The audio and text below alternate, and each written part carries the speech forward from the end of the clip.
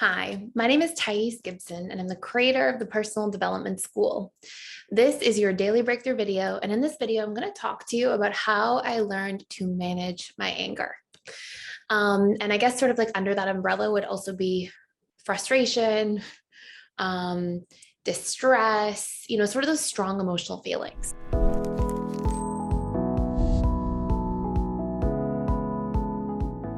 So I want to talk a little bit about this from a more personal perspective. It's something I've decided to do a little more for this month on this channel because I think it's fun and interesting to learn through different people's stories, and hopefully this is beneficial for you. And it may sound really funny because I obviously don't seem like a very angry person, and it's definitely not something I struggle with any longer. But dating back 12 years ago or so, it was something I really struggled with. To the point where I would hurt relationships, it would push people away. I definitely struggled with emotional volatility. I would lash out on people, and I was really fearful avoidant and had regulation challenges that I had to work through. And so, I mean, what you see on this channel comes from sort of this combination of a lot of intensive, really deep personal growth work I did, combined with a lot of education I sought, in all these different areas and from all these different perspectives. And a little bit of spiritual stuff sort of sprinkled in there because I really love meditation and mindfulness and different spiritual practices that I think have massive effects on our psyche in a positive way. So we'll talk about anger today. So it may sound funny now. I always get a funny reaction from people when I say this, but it was something I really truly struggled with. And it was something that for sure hurt different relationships in my life. And it was something that I would then feel really guilty about after. I would lash out, I'd get angry, and then I'd feel really sad and guilty and, ashamed and all these different things after the fact. So I really sought to explore regulating my emotions. And I learned that having a healthy and effective relationship to your emotions happens not just in real time, but also proactively. And I learned this, at the time as a person, that my emotions were just feedback, right? They were always telling me something, but they weren't telling me about the outside world as much as they were telling me about the inside world of myself. Namely, what stories I was telling myself or what needs I had. And so when for long periods of time, I would ignore my needs or give meaning to a situation, then that was likely to get me to feel angry. And then in real time, I felt helpless to my own anger. I didn't know how to properly control my anger. I would say things I regretted later. I would raise my voice. I would push people away. I would send mean text messages, all those different things in real time. And it was almost like my anger was possessing me instead of the other way around. So this is actually a huge part of my healing journey, was trying to figure out effective regulation. And I learned things that really, really work. So what we're going to talk about is the proactive version and the reactive version. And I'm going to try to stay on my stories sometimes because it's been a long time since I've done this work. It's now a normal part of my programming. Sometimes my mind wants to go into and this client in my practice and share more recent stories, but I'm going to try to stay on personal. So first and foremost, I think there's proactive root causes. For me, I spent a lot of time in sympathetic nervous system mode. I was through a lot of conditioning and my upbringing. I was in a position personally where I was in sympathetic nervous system mode way more than parasympathetic.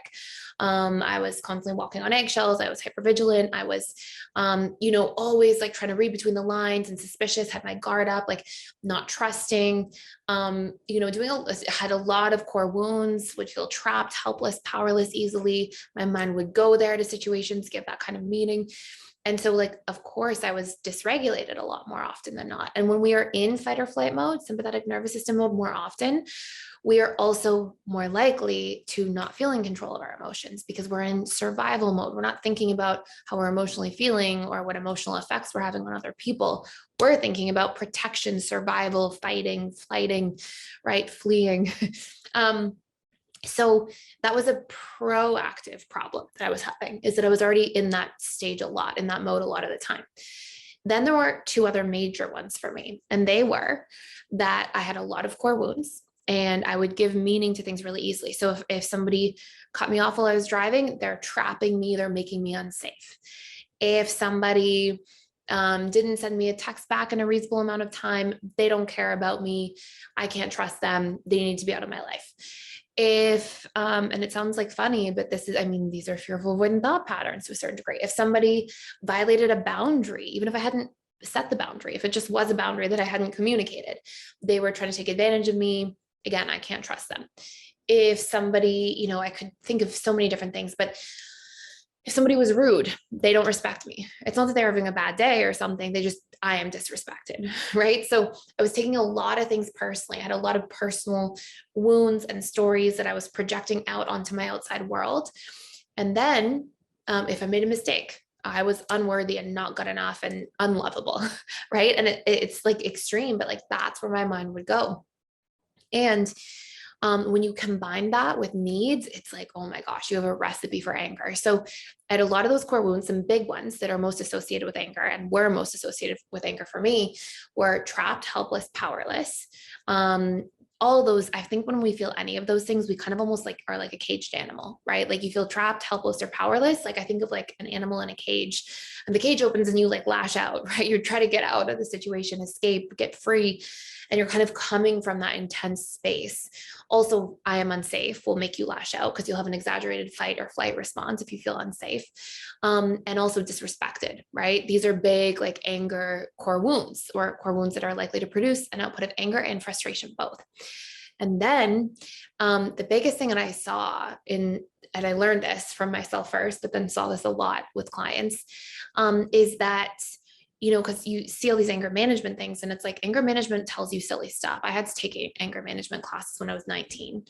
And it was the result of an issue I had on campus and university. And I was underage drinking and then yelled at somebody disrespectfully. Anyways, it wasn't like this huge deal, but it happened. And when it was a professor, it was like a teacher at my school, which is so sad now. But I have in my adult life since then actually written that person an email and apologized like years later. Anyways, so going back to that, the other thing that was so interesting is like anger management does things like count to 10, right? Like, oh, hold your breath or take deep breaths. That doesn't solve for root problems, right? That's like not very functional in real time, right? But when I was angry and struggling with anger, I had chronically unmet needs, chronically no boundaries in my life. And so I would be boundaryless and people pleasing. And then finally I would hit like a tipping point. I'd feel so frustrated. And then I would say mean things or whatever, you know, push people away. And so there's this like boundaryless, feeling powerless, feeling unseen and unheard. And then this dynamic of feeling kind of like unsafe at the same time. So when you yell or raise your voice, guess what happens? Your subconscious mind feels like, oh, I get seen and heard because I get loud and I wave my hands. And I, you know, take my power back from a situation. I finally say what's truly on my mind if I've been holding it in, and anger acts as a boundary. And so I realized like, oh, anger is this like strategy for me I use when I don't have a better way. And it's actually reflecting into me how much I chronically struggle with boundaries first in my life, and then how powerless that like, makes me feel and how frustrated that makes me feel. And then it's my way of trying to like equilibrate or deal with that when it comes up. So I realized from like a proactive standpoint, there were 3 major things I had to work on in terms of how to properly regulate myself. And these were going to be nervous system regulation. I'll make a separate full video about that. There's also a course you can check out in PDS for free for 7 days using the link below, all about that. It's like very, very important, powerful work. It's easy to do. It's easy to create habits out of, makes a huge impact and helps you also feel safer. It's really hard to not struggle with anxiety more often if you're always in fight or flight mode. And to not like make mountains out of molehills when you're in fight or flight mode as well. And then I realized that nervous system regulation, the stories I told myself about situations, how much I personalized things, and then how much I got into relationship with my needs. Like I needed to have better boundaries. I needed to feel seen and heard by communicating healthily, proactively, instead of not communicating and then it coming out like that. Right. And then, you know, feeling instead of like power, like, oh, somebody's taking power away from me and I have to take my power back. Actually healthily empowering myself as an individual by considering myself, considering my needs, communicating about these things, like showing up for myself, to say a yes or a no in a way that was true for me, right? And so by healthily empowering myself, and also like having a plan for my life. I mean, there's lots of different ways we can reach personal empowerment, but by working on those three crucial areas, that was going to be my proactive work to do, right? And then there is a reactive, because then as you're doing the proactive work, it doesn't change things overnight, right? It takes a little bit of time. And by the way, for the proactive work, the other things, the storytelling, the meaning your mind jumps to, and the needs work, we've got two amazing courses you can check out for free. I feel like if I could wave a magic wand, everybody in the world would take these courses, because they teach you so much just about like the painful stories you do have and how to get rid of them. And they teach you about your own personal needs and how to empower them, which is so healing and so conducive to healthy relationships in every area of life. So anyways, you can check those out using the link below as well. And they're called the Emotional Mastery course and the Needs course, the Discover, Embrace, and Fulfill Your Personal Needs course. So anyways, there's those three proactive things. So my mind has to stop jumping to conclusions in real time. I have to be in better relationship with my needs overall. And I have to learn to regulate my nervous system, my needs and my boundaries, and regulate my nervous system. In real time, I learned this powerful tool. And it was actually from reading an Eckhart Tolle book. And then taking a course on this, trying to figure out the practical side of this later on, taking a certification program on this. But it's basically somatic processing work, right? And if you've ever read Eckhart Tolle, you'll hear him talk about the pain body, and how the pain body, AKA your emotions, will sort of take you over and will like possess you and kind of consume you. And I really felt that when I was angry. Like, I really felt like I didn't want to be angry. Like, I didn't want to get to that point of feeling so much frustration and anger, but I felt like in real time when that would happen, I didn't like have control. And Eckhart Tolle would say like, oh, you have to witness it, like actually witness the sensations and the experience. And this was so helpful for me. I can't even like put into words, because you don't identify, right? You don't like the emotions can't possess you. You can't think of it this way. You can't witness something and be possessed by it at the same time. It's not possible. If you're seeing something, it's separate from you, because you are seeing it, right? And so when I would feel anger, I would get really present in my body. I would get really present and really try to feel like the heat running up my arms, the heat running across my chest, the tingles on the back of my neck, the pit in my stomach, all those feelings I would get really present with. And it gave me space between myself and those feelings. And it stopped the feelings from possessing me, because I was witnessing them. I was just seeing them and realizing, okay, these are just sensations. That's all they are. And I later took a somatic experiencing certification course. And I think I took another one just all about somatic processing as a whole. And I learned, I was like, what was Eckhart Tolle really talking about from like a practical point of view? I wanted to know, because it was so powerful for me. And I learned there was actually a study that was done where they took participants and they put them into fMRI scanners, and they had them recall really painful or traumatic events. And they would see in the participant's brain that over painful and traumatic events, that the reptilian brain would light up like really strongly, and the limbic system, which is sort of like where we like have like the hedonic highway and we experience pain and pleasure emotionally, things like that. But then we have like this sort of top region of the brain that's the neocortex. It has like the prefrontal cortex, like your logical thinking mind, things like this. And when we get under distress, brain activity actually like drains out of the neocortex, the logical thinking self, the one that's in charge. You know how you get angry and then later you're like, why did I say that? Like, why would I do something like that? And it's as if like you weren't in control, right? Well, because brain activity actually goes out of that area, and it goes really into like reptilian mind most so, like reptilian brain most so. So these like fight or flight areas, like very primitive version of self. And then they had participants in the study just witness and label the sensations they were feeling in their body. So if they were telling a painful memory or something they were really upset about, it's okay, well, what emotions are you feeling? Like, can you describe the sensations? And they would have participants do that, and it would actually like bring brain activity back in to the neocortex again. And you'd see like those centers light back up. And I was like, wow, no wonder the pain body information works so well from Eckhart Tolle. But it's really a form of somatic processing. And so what we can do when we're in real time is like, as all that emotion comes up and it comes on so strong, just practicing witnessing and labeling those sensations is so powerful. Now, if we only do that and we don't do the root level work, then you're going to be in this constant like cause and effect, right? You're going to constantly still feel anger, maybe manage it better in real time, but you don't want to have to keep feeling like anger all the time. That's hard, right? That's not very fun. It's really heavy and frustrating and draining and exhausting, and it doesn't feel good. But what you can do is by having that tool in real time, and then having these underlying tools to deal with, like, okay, questioning some of the stories you tell yourself, like somebody, says something to me or is cold to me, and it means they disrespect me. Can I 100% know that? Could it be something other than that? Oh, could it maybe be that they are having a bad day, that they are just kind of a cold person, that they are taking something personally that they think I did, that they're telling a story about? Like, what else could it be? So I'm not just jumping to this conclusion that it's like all about me all the time, that I'm just disrespected, I'm trapped. I can get out of that mindset, right? By questioning my stories, and then doing some nervous system regulation work, and then knowing my needs and having better strategies for them proactively.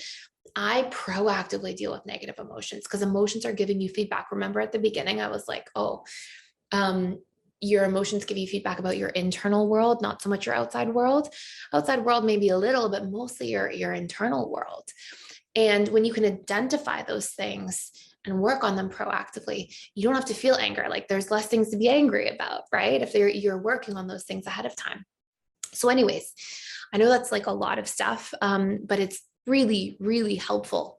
And what you'll find too, and something that I've experienced personally so much, is like when I'm not dealing with feeling emotionally dysregulated all throughout the day, when I'm like most of the time, and I'm still a human, like for sure, I still have like human things and things upset me sometimes or things like that. But like the amount of time I spent in like anger, frustration, like fight or flight mode, like feeling under attack and I have to defend or things like that, versus now, like my set point is peace. Like my set point is a space of peace.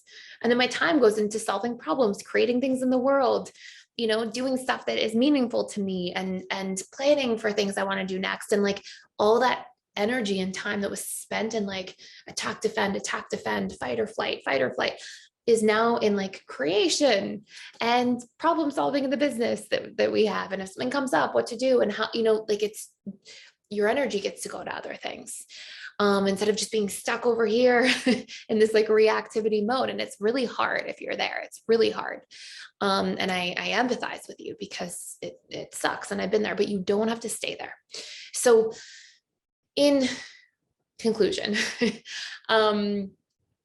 if you were struggling with this, there's 3 things you need to do. If you're struggling with emotional dysregulation as a whole, just please come into PDS, try it out for 7 days for free, see how you like it, but go into the course. It's called Somatic Processing and Nervous System Regulation. It covers both parts. It covers that like somatic, like how to witness instead of get consumed by your emotions in real time. It gives you the step-by-step tools and practice and helps you equilibrate. And then the second half of the course is all about nervous system regulation and how to build habits so you get out of fight or flight mode all the time. So that's one course. Emotional mastery is like the best for getting rid of stories. Like if you have all these belief patterns that are constantly showing up, you'll start to understand them and not like jump into them and just let the mind take you for a ride when it wants to tell you the story of how you're going to be abandoned, the story of how you're going to be disrespected, the story of all these different things. It will get you out of that and help those things to not keep coming back either by giving you proper reconditioning tools for your subconscious mind. And then learning your needs is Discover, Embrace, and Fulfill Your Personal Needs course. And you'll learn what those needs are and strategies to meet them and show up for them and protect them and have boundaries around them. And if you do those 3 things, you will become masterful at emotional regulation. So check it out if you'd like. And I hope this video is helpful for you and giving you some context and insight, and hopefully not making you feel so alone if you are struggling with this, and to know that there's a way out, even when your emotions feel so consuming. So that's it for today. Thank you so much for watching and for being here. Please like, share, and subscribe if you haven't. I would really appreciate it. And I will see you in the next video.